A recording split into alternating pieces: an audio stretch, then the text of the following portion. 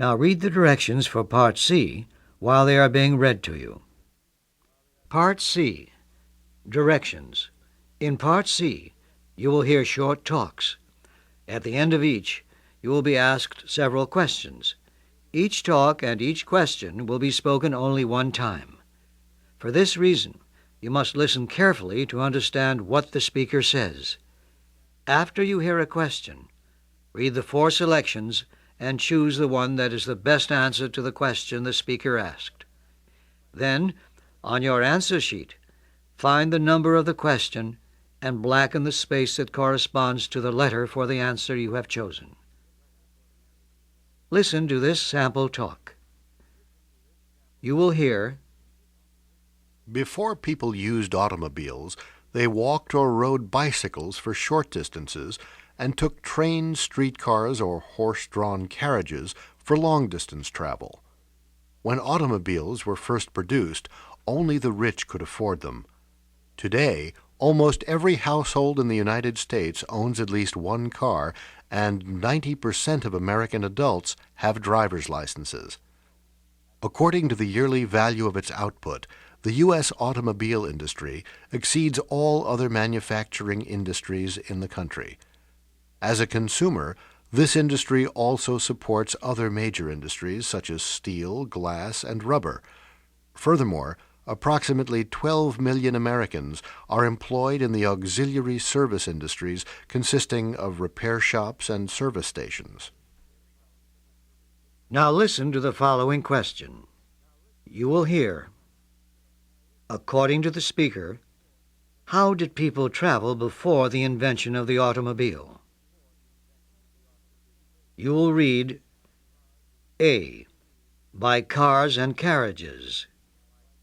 B. By bicycles, trains, and carriages. C.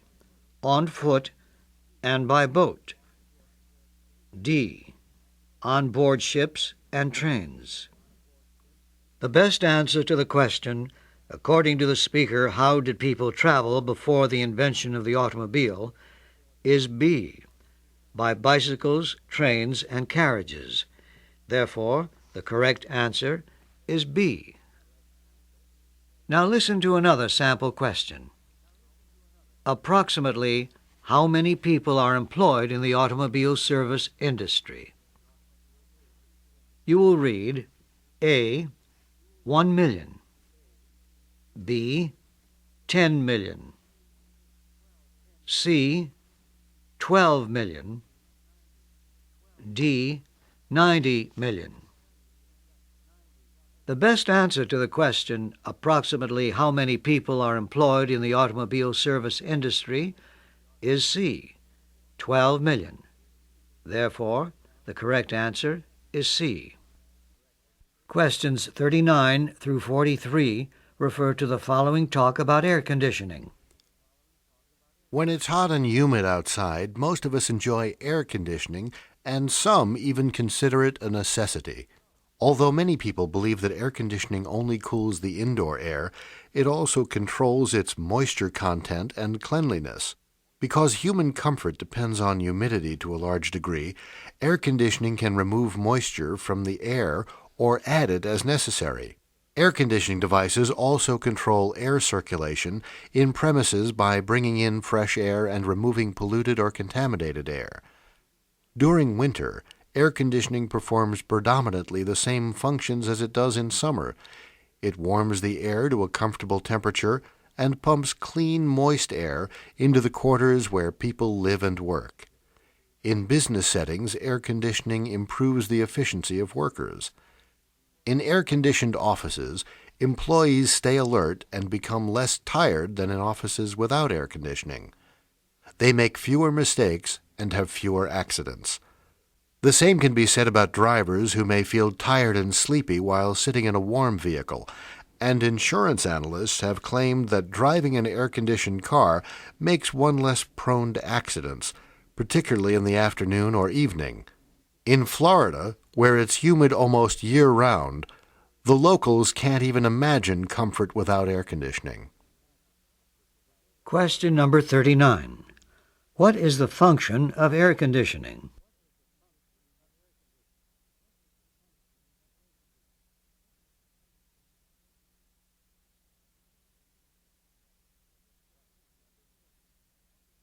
Question number 40. How does air conditioning affect the humidity in premises?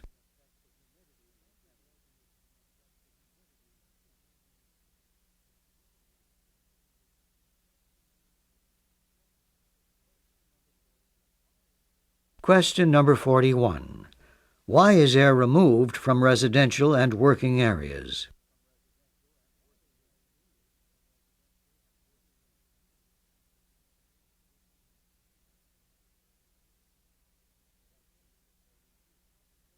Question number 42. How does air conditioning work in winter?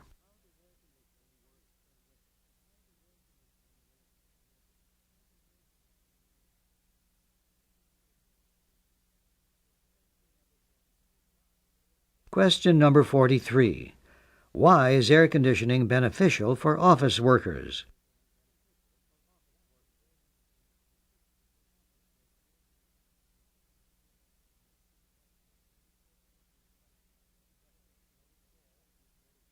Questions 44 through 47 refer to the following talk about reporter career choices.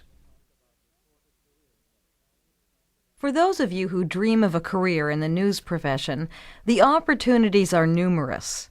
In the past decade, the job market for news reporters, editors, and investigators has been competitive, and as a general rule, there has been much demand for reporters in business and financial news. Unfortunately, opportunities for sports writers have not been as plentiful, and are not likely to be so for a few more years. Before you set out to approach chief editors of specific papers, you should keep in mind that copy editors have been in far greater demand than either assignment reporters or professionals with skills in specialized areas, such as law and science.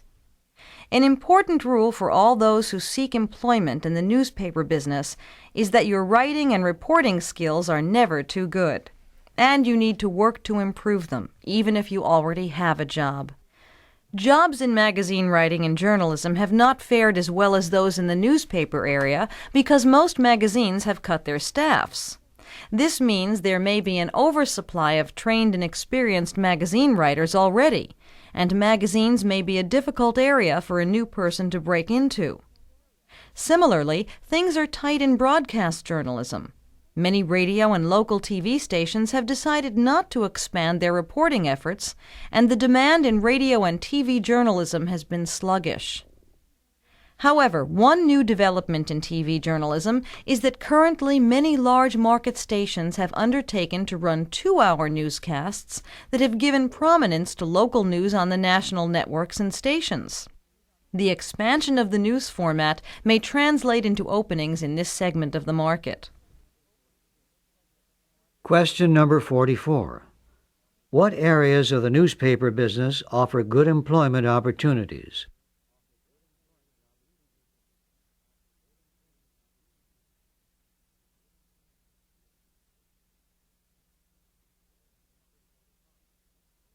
Question number 45. According to the speaker, what reporter skills need ongoing improvement?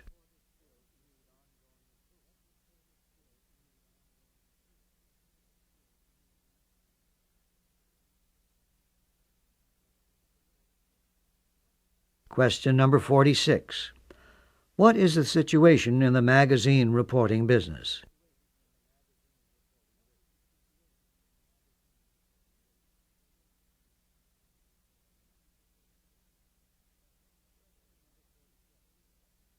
Question number 47. What can be said about the future career opportunities in the newscast media?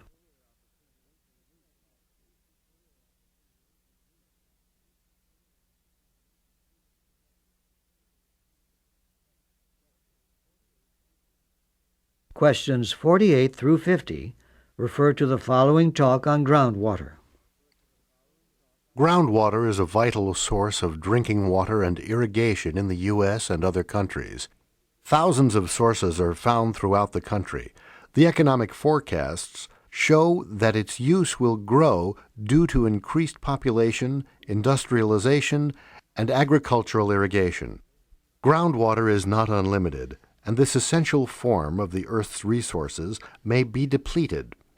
Its supply cannot be renewed as quickly as that of rainwater, and some sources may disappear permanently.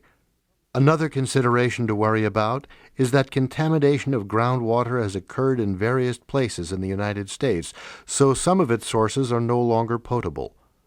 When groundwater is contaminated, it cannot be cleansed as simply as surface water, because the flow of groundwater is slow and not turbulent, and contaminants cannot be dispersed and diluted by new water additions. Airborne bacteria that help cleanse surface water don't have access to groundwater flows. Because groundwater is not in contact with the oxygen in the atmosphere, only a small number among dozens of bacteria types can reach it to accelerate the cleansing processes. Once groundwater at a particular source is contaminated, it may take several hundred years to cleanse it of degradable wastes.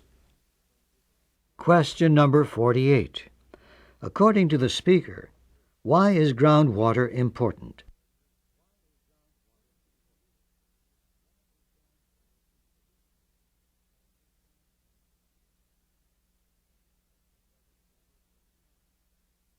Question number 49. What are the causes of decrease in the groundwater supply?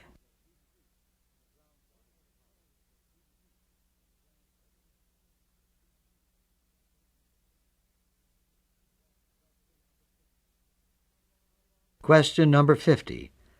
How long does it take to cleanse a groundwater supply?